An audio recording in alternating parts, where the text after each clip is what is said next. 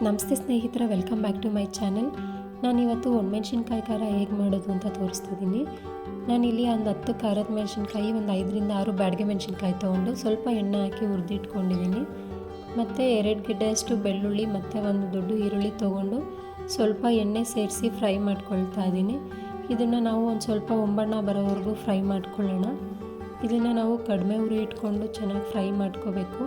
ಈರುಳ್ಳಿ ಬೆಳ್ಳುಳ್ಳಿನ ನಾವು ಚೆನ್ನಾಗಿ ಫ್ರೈ ಮಾಡಿಕೊಂಡಷ್ಟು ರುಚಿ ತುಂಬ ಚೆನ್ನಾಗಿರುತ್ತೆ. ಮತ್ತು ಇದ್ರ ಜೊತೆಯಲ್ಲಿ ನಾನೀಗ ಹಸಿ ಕರಿಬೇವನ್ನ ಹಾಕಿ ಫ್ರೈ ಮಾಡ್ಕೊಳ್ತಾ ಇದ್ದೀನಿ.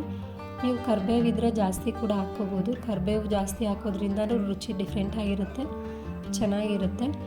ನಾವು ಈ ಸ್ಟೇಜಲ್ಲಿ ಹಾಕಿದ್ರೆ ಸಾಕು, ಕರಿಬೇವು ಸ್ವಲ್ಪ ಬಿಸಿಗೇ ಫ್ರೈ ಆಗುತ್ತೆ. ನಾನೀಗ ಕರಿಬೇವು ಈರುಳ್ಳಿ ಬೆಳ್ಳುಳ್ಳಿ ಫ್ರೈ ಮಾಡಿಕೊಂಡು ಸಪ್ರೇಟ್ ತೆಗೆದಿಟ್ಕೊಳ್ತಾ ಇದ್ದೀನಿ. ಇದಕ್ಕೇ ಒಂದು ದೊಡ್ಡ ಚಮಚದಲ್ಲಿ 1 ಚಮಚದಷ್ಟು ಜೀರಿಗೆ ಹಾಕ್ಕೊಂಡು ಸ್ವಲ್ಪ ಕೆಂಪಾಗೋವರೆಗೂ ಹುರ್ಕೊಳ್ತಾ ಇದ್ದೀನಿ.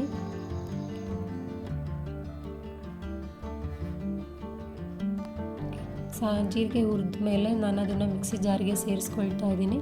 ನಾವೆಲ್ಲ ಏನು ಫ್ರೈ ಮಾಡಿ ಇಟ್ಕೊಂಡಿದ್ವಿ ನೋಡಿ, ಅದೆಲ್ಲ ತಣ್ಣಗಾದ್ಮೇಲೆ ನಾವು ಮಿಕ್ಸಿ ಜಾರ್ಗೆ ಹಾಕ್ಕೋಬೇಕು.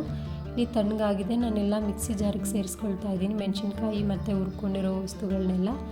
ಇದ್ರ ಜೊತೆ ಒಂದು ಅರ್ಧ ನಿಂಬೆಹಣ್ಣು ಗಾತ್ರದಷ್ಟು ಹುಣಸೆಹಣ್ಣು ಹಾಕ್ಕೊಳ್ತಾ ಇದ್ದೀನಿ. ಮತ್ತು ಒಣಕೊಬ್ಬರಿ ಹಾಕ್ಕೊಳ್ತಾ ಇದ್ದೀನಿ. ಒಣಕೊಬ್ಬರಿ ಜೊತೆಯಲ್ಲಿ ನೀವು ಹುರ್ಗಡ್ಲೆ ಕೂಡ ಹಾಕ್ಕೋಬೋದು. ನಾನಿಲ್ಲಿ ಒಣಕೊಬ್ಬರಿ ಮಾತ್ರ ಹಾಕ್ಕೊಳ್ತಾ ಇದ್ದೀನಿ. ಮತ್ತು ರುಚಿಗೆ ಎಷ್ಟು ಬೇಕೋ ಅಷ್ಟು ಉಪ್ಪು ಹಾಕ್ಕೊಂಡು ಒಂದು ಸ್ವಲ್ಪ ನೀರು ಸೇರಿಸ್ಕೊಂಡು ನುಣ್ಣಗೆ ರುಬ್ಕೊಳ್ಳೋಣ. ಇದನ್ನು ನೋಡಿ, ಇಷ್ಟು ರುಬ್ಕೊಂಡ್ರೆ ಸಾಕು, ಇಷ್ಟು ನುಣ್ಣಗಾಗಿದ್ದರೆ ಸಾಕು. ನಾವಿವಾಗ ಇದಕ್ಕೆ ಒಗ್ಗರಣೆ ಹಾಕ್ಕೊಳ್ತಾ ಇದ್ದೀನಿ. ಸ್ವಲ್ಪ ಎಣ್ಣೆ ಮತ್ತು ಸಾಸಿವೆ ಕರಿಬೇವು ಹಾಕ್ಕೊಂಡು ಫ್ರೈ ಮಾಡಿಕೊಂಡು, ಅಂದರೆ ಒಗ್ಗರಣೆ ಮಾಡಿಕೊಂಡು ಅದಕ್ಕೆ ಈ ರುಬ್ಕೊಂಡಿರೋವಂಥ ಖಾರ ಹಾಕ್ಕೊಂಡಿದ್ದೀನಿ. ನೋಡಿ, ಅದಕ್ಕಿದ್ರೆ ಸಾಕು, ಇಷ್ಟು ನೀರು ಸೇರಿಸ್ಕೊಳ್ಳಿ. ನಾನು ಇದಕ್ಕೆ ಒಂದು ಸ್ವಲ್ಪ ಬೆಲ್ಲ ಹಾಕ್ಕೊಳ್ತಾ ಇದ್ದೀನಿ. ಬೆಲ್ಲ ಹಾಕೋದ್ರಿಂದ ಉಪ್ಪು ಹುಳಿ ಖಾರ ಸ್ವಲ್ಪ ಚೆನ್ನಾಗಿ ಬ್ಯಾಲೆನ್ಸ್ ಆಗುತ್ತೆ, ತೀರಾ ಖಾರ ಅಂತ ಅನಿಸೋದಿಲ್ಲ. ನಾನಿಲ್ಲಿ ಬೆಲ್ಲ ಹಾಕ್ಕೊಂಡ್ಮೇಲೆ ಒಂದು 5 ನಿಮಿಷ ಈ ಖಾರನ ಕುದಿಸ್ಕೊಳ್ತಾ ಇದ್ದೀನಿ. ಒಂದು 5 ನಿಮಿಷ ಕುದಿದ್ರೆ ಖಾರ ರೆಡಿ ಆಗುತ್ತೆ. ನೀವು ಮನೇಲಿ ಟ್ರೈ ಮಾಡಿ ಹೇಗೆ ಬಂದಿತ್ತು ಅಂತ ಕಾಮೆಂಟಲ್ಲಿ ತಿಳಿಸಿ.